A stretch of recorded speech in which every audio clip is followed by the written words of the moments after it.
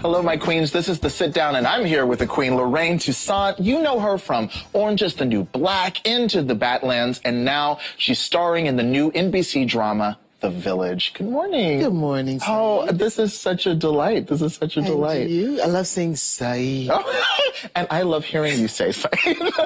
Now, so the Village premiered last week. Congratulations. What drew you to this role, to this community?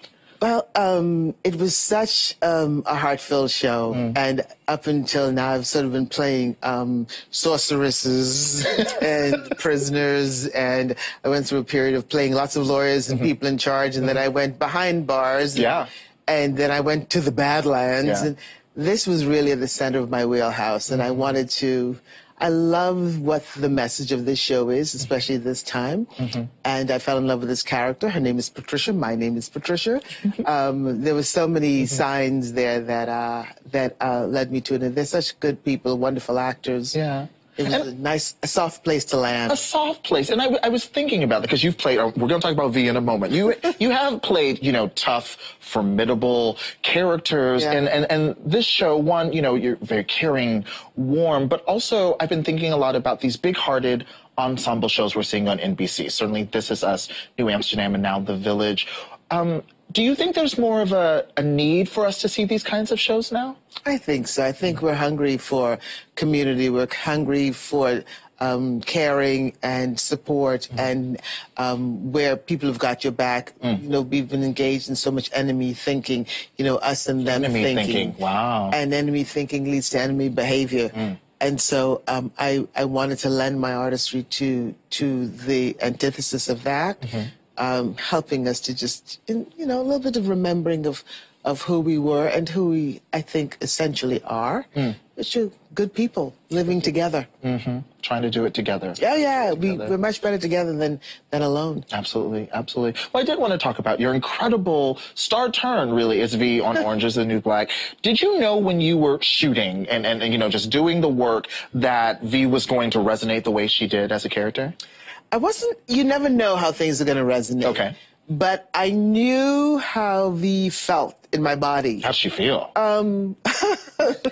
She didn't feel as cray-cray as you might think. Okay. She came off cray-cray, but she was free. You know, and most of society doesn't need to be that free. You know, there's a level of freedom that V perceived in her own mind that probably was dangerous. Yeah, no, that lined up. Honestly, she was tactical.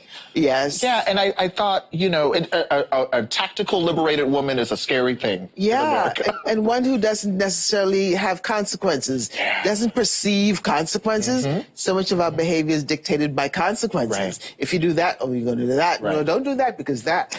If you remove consequences, that kind of freedom is dangerous. It's pretty dangerous. Look, we're both like, clearly we like ambiguous characters here. She was fun though. Yeah. That's a fun thing to explore. I'm sure. Brian Tyree Henry has said that after he plays a character, they kind of stay with him for a while after a project. Like, and you were talking about, she's free, she's liberated. Like, did V stay with you? Do characters sometimes stay with you? Yeah, they all stay with you for a while. Okay. It's because as actors, people think we're pretending. We're not pretending. We're actually living that person for within parameters for a period of time. And so you fall in love with those characters. It's like leaving someone you've been in love with for a long time. You've had a deep, intimate relationship with someone, and then suddenly you've broken up and they're gone. There is a weaning. Mourning process. Yeah, there's a weaning and mourning process. Yeah. Absolutely. So you are in so many projects, and I just wanted to pay homage to this. Of course, an animated Netflix series with Guillermo del Toro, a horror movie there. You know, Into the Badlands, of course, The Village, like so many. And you've been doing excellent work since the 80s. We have to remember that. Excellent work consistently. Does this feel like a new career space, though? Does it feel like a new moment for you? Yes, a little bit. I keep seemingly accidentally reinventing myself. You're very good at it. You know, I'm no Madonna. I don't go about doing it, but I do seem to still have a sense of relevance that makes me feel good about the work, because at the end of the day, you know, the work is a gift. I mean to give it in a generous way, in a meaningful way. So it's still working. So I'll keep doing it. Please do, because we're grateful for it. Thank you. We're grateful for it.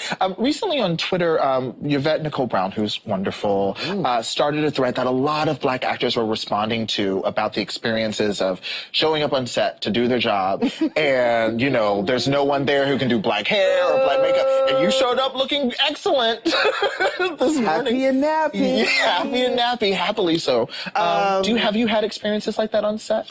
Oh, gosh, yes. Yeah. Listen, I'm not dissing any of the wonderful hair artists that I have worked with who are people, women especially, not of color.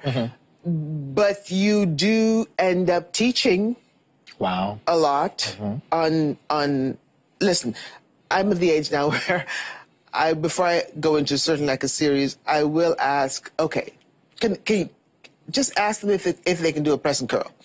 Okay. And if they don't know what a press and curl is. Oh, no. Yeah. Or I've had people lie and said, oh, yes, I do know, and not a clue. We've all had our hair fall out in some capacity. We've all had it burned off in some capacity. Makeup is easier. Makeup is an easier animal to navigate. Right. But hair, you got to know what you're doing with black hair. Yeah, because you can go into the bathroom and be like, oh, let me go do this myself. Your hair. Oh, no, I'm too old for that. Okay. I'm going to the bathroom. I just, God love him, I just take the brush. Really? But, no, I'm too old to pretend. Yeah. I used to. As a young actor, you go to the bathroom and you fix it. Okay. Not anymore. No, I want to come out the chair already done. But hair is hard. It's hard. It's hard, and there aren't enough people of color in the hair and makeup trailer. That is a fact. And speaking to your wisdom and your experience, like you are, you know, in your full powers of experience. Are you noticing a better culture begin to emerge on sets, like as you're doing your work? You know, is it easier for you to do your work now? As a black actor? As a black actress? You know what's nice? What's even better is that there are more women directors. There are more women executive producers. There are more women on set. There are more people of color on set. That is changing slowly because I think that the powers that be are finally recognizing that it has to be a concerted decision to do that. It's not just going to happen because the status quo is, you know, primarily white sets. But I have like the film I just did, Fast Color. Julia Hart, who is an amazing director, writer, producer. You know, she didn't start out having this film be about 3 black women. She just wanted to work with the best actors that for these parts, which happened to be black.